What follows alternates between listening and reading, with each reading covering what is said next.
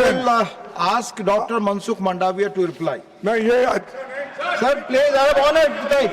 2 minute आपको 2 minute मैंने समय दिया जो माननीय चेयरमैन ने दिया. प्लीज आप बोले आपकी बात ही जारी है. डिप्टी चेयरमैन सर, अभी सर आपने बोला माननीय चेयरमैन ने अनुमति दी थी, आपने नाम नहीं दिया था, उसके बाद मैंने बोलने दिया. Sir please. रेगुलेशन कोड 2020 6 साल पहले पारित हुआ था. मुझे पता नहीं है इतना कितना उसके लिए वहां हो रही है. उस वक्त जब इंडस्ट्रियल मंत्री आपकी बात पारित हुआ, जा रही. उस वक्त जो पुराने 3 एक्ट थे वो 3 एक्ट को उसमें शामिल करा था. पहला था trade union act 1926, the industrial employment act 1946, the industrial dispute act 1947.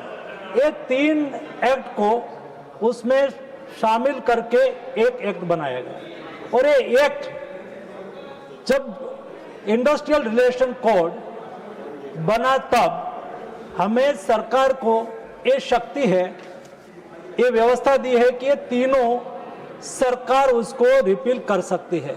ये कोई विषय ऐसा नहीं है जिसमें डिस्प्यूट है या तो मैं कोई व्यवस्था बदल रहा हूं, कोई नया अमेंडमेंट लेके आया हूं. केवल एक लीगल क्लैरिटी के लिए ये अमेंडमेंट लाया हूं.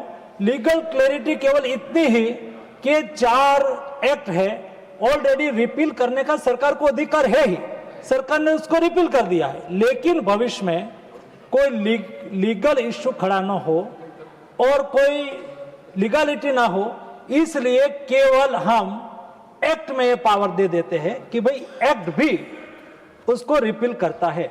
सरकार कर ही सकती है लेकिन एक्ट भी करे तो क्लैरिटी आ जाएगी. लीगल क्लैरिटी के लिए केवल अमेंडमेंट लाए हैं. उसमें हमने कहीं ना कोई स्टैंडिंग कमेटी में भेजने की आवश्यकता है, ना कोई हमने ऐसे कोई चेंज कर दिया है. लेकिन भी कई कमेंट आ गई, कोई आवश्यकता नहीं थी कितनी सारी कमेंट करे. 12 घंटे काम लेंगे, 14 घंटे काम लेंगे. अरे भाई 12 घंटे का सवाल ही नहीं है. हमने तो लीगल बैकिंग दिया है कि 48 आवर से यानी कि दिन में 8 घंटे और शायद 10 घंटा करा तो 48 घंटे से एक वीक में ज्यादा किसी को काम नहीं करना है, जो ILO के रूल्स को अलाइन करा है. हमने और कुछ नहीं करा है और यही डिमांड थी उसकी. लेकिन पॉलिटिकल यहाँ बताया गया कि 300 वर्कर्स हो तो फैक्ट्री बंद कर देंगे. कोई फैक्ट्री चालू करते हो, कोई बंद करने के लिए करेगा क्या? कोई चाहेगा इंडस्ट्रियलिस्ट की अपनी फैक्ट्री बंद कर दे, बंद कर दे, बंद कर दे, बंद कर दे, यही बोलते रहे. बंद ही करवानी है सभी फैक्ट्री. ये नरेंद्र मोदी की सरकार है जो लेबर का वर्कर्स का रक्षण भी करना है, संरक्षण भी करना है और इंडस्ट्रीज को भी बचाना है. हमें इंडस्ट्रीज के खिलाफ नहीं होना चाहिए. आज दिन तक यही चला, इंडस्ट्रीज और वर्कर्स को सामने सामने रखा. कभी देश आगे नहीं बढ़ सकता. इंडस्ट्रीज और वर्कर्स दोनों के बीच में संतुलन होना चाहिए, जिसमें वर्कर्स को का संरक्षण मिलना चाहिए. ये हमने प्रायोरिटी सुनिश्चित करी है. मैंने डिटेल लोकसभा में भी उसका जवाब दिया है. हड़ताल का आप हड़ताल नहीं कर सकते हैं. कई चंद ट्रेड यूनियन ने हड़ताल बोला था, आज देखा देश की जनता ये बात को नहीं मानती है. 17 ट्रेड यूनियन ने आके कहा कि ये गलत है, ट्रेड कोई हड़ताल नहीं करनी चाहिए. सरकार ने जो लेबर कोड लाए हैं वो सही है, हम उसको समर्थन करते हैं. उसके फेवर में 2 सर्वेक्षण भी आ गया, सर्वे भी आ गया. सर्वे में वर्कर्स ने 60% वर्कर्स ने कहा कि हमारा हितैषी है. 15-20 लोगों ने कहा कि अभी हम समझ रहे हैं. जो जिसके लिए बना है कानून वो कहते हैं कि हम उसको समर्थन करते हैं, और जिसको पॉलिटिक्स करना है वो यहां आके पॉलिटिक्स करते हैं. यहां बताया गया कि खड़गे जी ने तो बहुत कुछ कह दिया. ये एक्ट में हमने प्रावधान करा है आज तक वेतन कम हो जाएगा. यहां ऐसा बोला गया वेतन कम हो जाने का सवाल ही नहीं है. आज तक एक मिनिमम वेज सरकार एडवाइजरी के रूप में तय करती थी, और एडवाइजरी के रूप में तय करने के बाद स्टेट गवर्नमेंट उसको करे ना करे, प्लस माइनस करे, कोई कंपल्शन और कोई स्टैट्यूटरी उसके ऊपर बैकिंग नहीं था. हमने पहली बार एक कोड में ये प्रावधान लाए जिसमें हम फ्लोर वेज तय करेंगे, कोई राज्य उससे नीचे वेज नहीं रख पाएंगे, ये वेज बढ़ा के नहीं बढ़ा। वो कहते हैं कि उसमें दूसरा, यहां बहुत कुछ बोलते हैं चेयरमैन साहब, मुझे शॉर्ट में ही कहना, मैंने 45 मिनट्स लोकसभा में कहा, यहां शॉर्ट में 4-5 बात रख के मेरी बात खत्म करता हूं।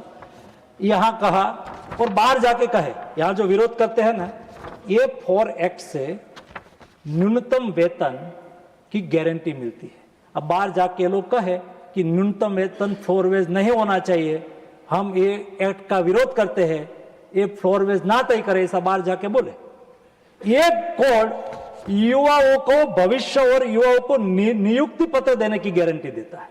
ये 4 कोड युवाओं को नियुक्ति पत्र देना, यानी कि किसी ने कोई जगह पे इस्टेब्लिशमेंट में कोई काम कर रहा है, उसका एक्सीडेंट हो गया, उसका पेट टूट गया, सोशल सिक्योरिटी के लायबिलिटी इंडस्ट्रीज पर आई, किसी का मृत्यु हो गया, किसी को कुछ हो गया, ऐसी स्थिति में कई ऐसी घटनाएं होती है, इस्टेब्लिशमेंट इंडस्ट्रीज कहती है कि मैं उसको जानता ही नहीं हूं। लेकिन ये 4 कोड ये सुनिश्चित करता है कि किसी को भी नौकरी मिलेगी तो उसको अपॉइंटमेंट लेटर मिलेगा, लेटर में टर्म एंड कंडीशन होगी, एक दस्तावेज बन जाएगा, कभी कुछ भी होगा तो उन्होंने वहां नौकरी करी है, ये सुनिश्चित होगा। बाहर जाके करें विरोध, युवाओं को अपॉइंटमेंट लेटर नहीं मिलना चाहिए, हम उसके खिलाफ है, ऐसा जाके बाहर जाके करें विरोध।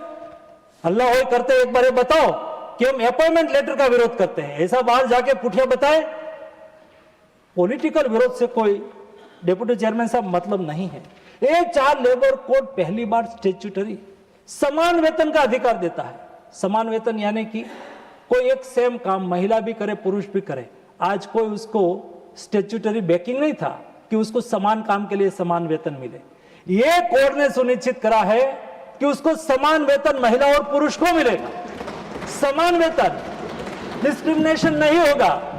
कोई महिला चाहे कि मुझे इंजीनियर हो, आज समय बदला है, आज हमारी बहन बेटियां इंजीनियर है, डॉक्टर है, टेक्नीशियन है, और वो चाहे कि मैं रात को भी काम करना चाहता हूं, वहां जो पूरी सेफ्टी का प्रबंध हो, और वो काम करना चाहे तो उसको काम करने का भी अधिकार देता है।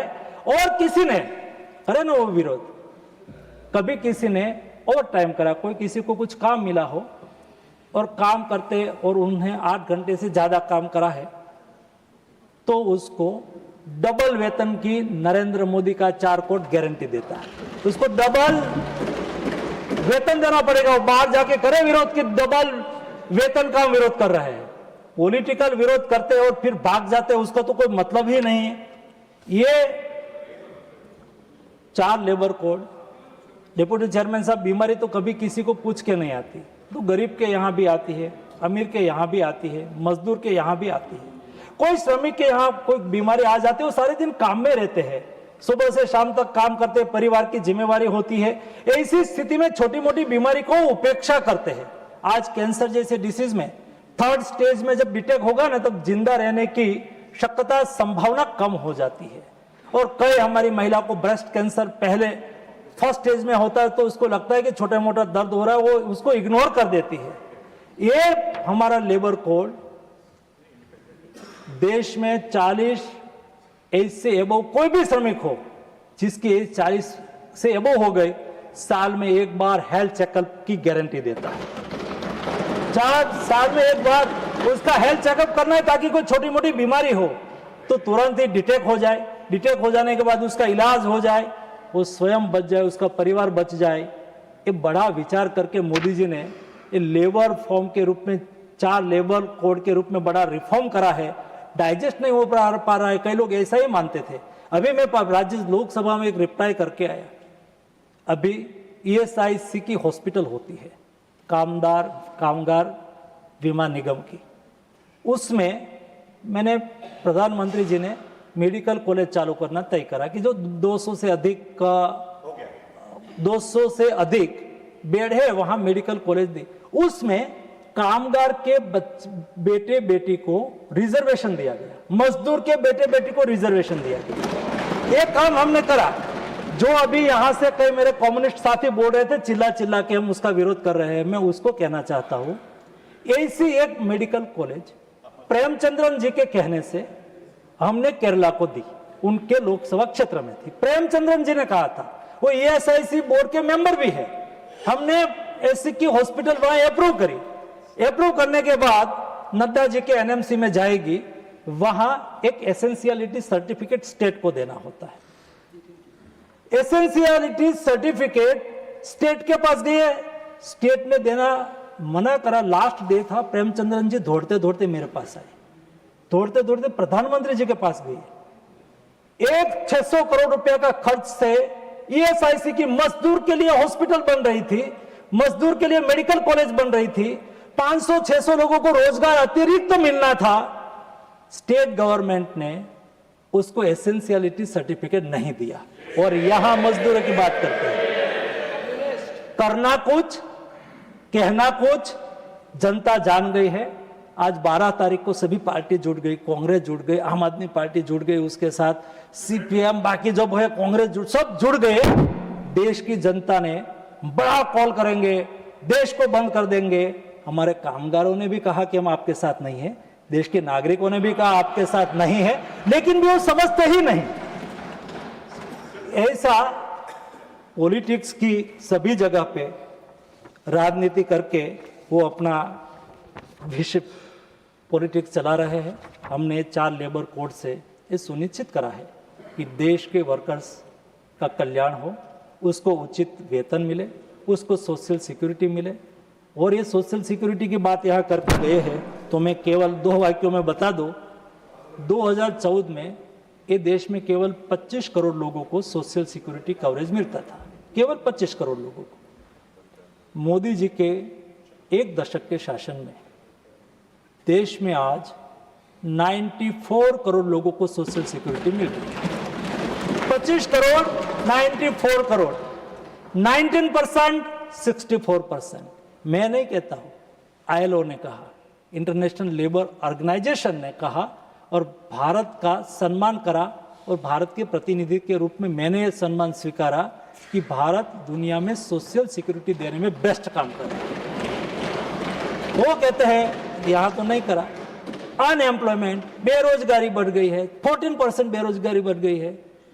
आज 2014 में अनएम्प्लॉयमेंट रेट 6% था, 1 दशक के बाद आज अनएम्प्लॉयमेंट रेट 3.2% है।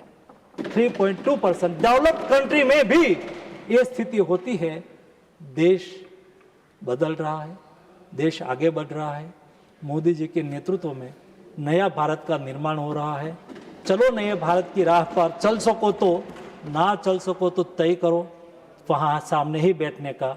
यही विषय के साथ मैं सभी सम्मानीय सदन को रिक्वेस्ट करता हूँ कि एक छोटा सा अमेंडमेंट यूनानिमसली पारित करें।